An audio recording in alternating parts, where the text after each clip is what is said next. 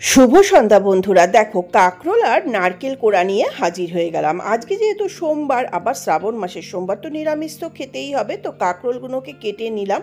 আর এদিকে মুগ ডাল, মানে কাঁচা মুগ ডাল সিদ্ধ করে নিয়েছি। কাঁকরোলগুলো গোল গোল করে কেটে নিলাম। আলু পটল ভাজা করব। আর এইটা নিয়েছি থোর আর লাউ শাক। আর কিছুটা থোর এখানে কুচিয়ে নিয়েছি, সেটা ছেচকি বানাবো। ভাতের চাল ভিজিয়ে নিয়েছি। থোরটাকেও সামান্য নুন দিয়ে একটুখানি মাখিয়ে রেখে নরম হয়ে গেছে, এটা জল বার করে নিয়ে নিচ্ছি। এদিকে ডাল সিদ্ধ হয়ে গেছে, জল দিয়ে আমি ডালের যে ওপরের ফেনাটা সেটা ভালো করে ফেলে দিচ্ছি, নাহলে ডালের স্বাদ হয় না। তারপরে দিয়ে দিলাম কাঁচা লঙ্কা, থোর আর লাউ শাক। তোমরা এরম ঘাস পাতা দিয়ে বা শাক পাতা দিয়ে কেউ ডাল খাও? আমাকে অবশ্যই জানিও। তবে কেউ শুধু এই লাউ শাক বা কুমড়ো শাক খায়, কেউ থোর খায়, কিন্তু আমি দুটো দিয়েই করি, খারাপ হয় না। তারপরে সামান্য হলুদ আর লবণ দিয়ে ভালো করে মিশিয়ে নিয়ে ডালটাকে অনেকক্ষণ জাল করে নিলাম। ডাল যত ভালো করে জাল হয় তত টেস্ট হয়। এদিকে ডাল আর ভাত যতক্ষণ হচ্ছে ততক্ষণে নারকেলটাকে গ্রাইন্ডারের মধ্যে পেস্ট করে নেবো। নারকেলটাকে একটু গরম জল দিয়ে কিছুক্ষণ ভিজিয়ে রেখেছিলাম, তাতে করে নারকেলের দুধটা ভালো করে বের হয়।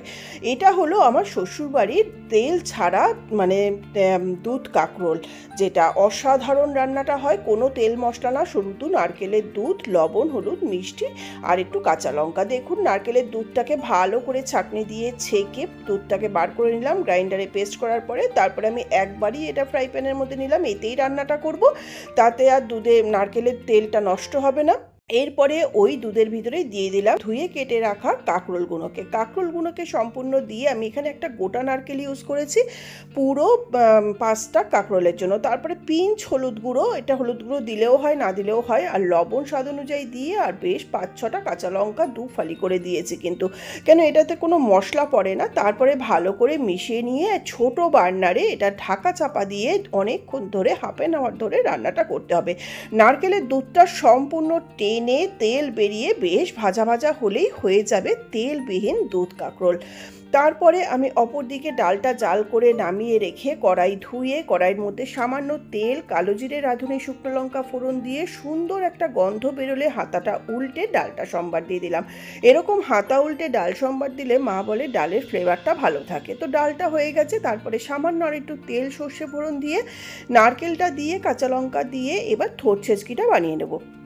এটাও কিন্তু ভীষণ সিম্পল, আর আয়রনে ভরপুর। এই থোর খাওয়া তো ভীষণই ভালো। তো থোরটাকে দিয়েও সামান্য একটু লবণ আর হলুদ গুঁড়ো দিয়ে নাড়াচাড়া করে সামান্য একটু জল দিয়ে নামাবার আগে সামান্য একটু মিষ্টি দিয়ে নিলেই কিন্তু হয়ে যাবে। তবে চিনিটা দেওয়াটা সম্পূর্ণ অপশনাল। আর এখানে দেখুন 10 মিনিট বাদে আমি ঢাকাটা খুলে দেখলাম নারকেলের দুধটা অনেকটাই টেনে যাচ্ছে, আর নারকেলের যে জলটা এটা সম্পূর্ণ শুকিয়ে তেল বেরোবে। এদিকে কিন্তু থোর ছেঁচকিটাও হয়ে গেল, ওপর থেকে একটুখানি নারকেল ছড়িয়ে দিলাম। আবার এদিকে আবার আপনাদের কাঁকরোলটা দেখাচ্ছে। কাঁকরোলের দুধটা যত টানছে তত কিন্তু তেল বের হচ্ছে, আর খুব সুন্দর একটা গন্ধ বেরোচ্ছে। দেখুন, যতটা জল ছিল অনেকটা টেনে গেছে।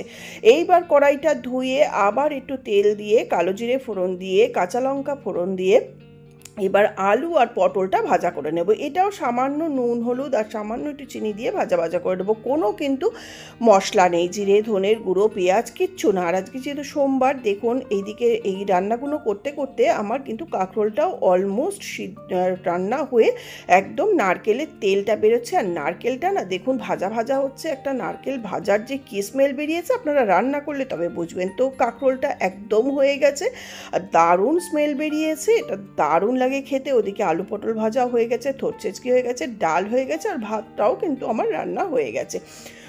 এই যে দেখুন, এই হাতার ভিতরে যে তেলটা, এটা কিন্তু নারকেলের তেল কিন্তু আমি এই রান্নাতে একদমই ইউজ করিনি, এছাড়াও কোনো মশলাপাতি নেই। তো তৈরি হয়ে গেল শ্বশুরবাড়ির তেলবিহীন দুধ কাঁকরোল রেসিপি। এটা কিন্তু অসাধারণ, আর আমার বাবারও এটা খুব প্রিয় খাবার ছিল। তো যাই হোক, এখন বর্ষাকালে বাজারে কাঁকরোল অ্যাভেলেবেল, আপনারা যদি চান একবার ট্রাই করে দেখবেন। যদি ভালো লাগে অবশ্যই আমাকে কমেন্টস করে জানাবেন। তো কাঁকরোল হয়ে গেল। এইবার আমি আজকে মানডেতে কী কী রান্না করলাম, বা শ্রাবণ মাসের সোমবারে কী কী রান্না করলাম, সেটা তো আপনাদের সঙ্গে শেয়ার করতে হবে।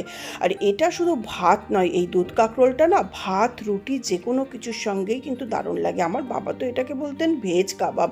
তো যাই হোক, কাঁকরোল হয়ে গেছে। এইবার মানে যেহেতু নিরামিষ, একটু পাঁপড় ভাজা তো করতে করতেই হয়। পাঁপড় সাধারণত সেকেই দিই, কিন্তু এক আধ দিন ঠিক আছে দিলাম আজকে ভাজা করে।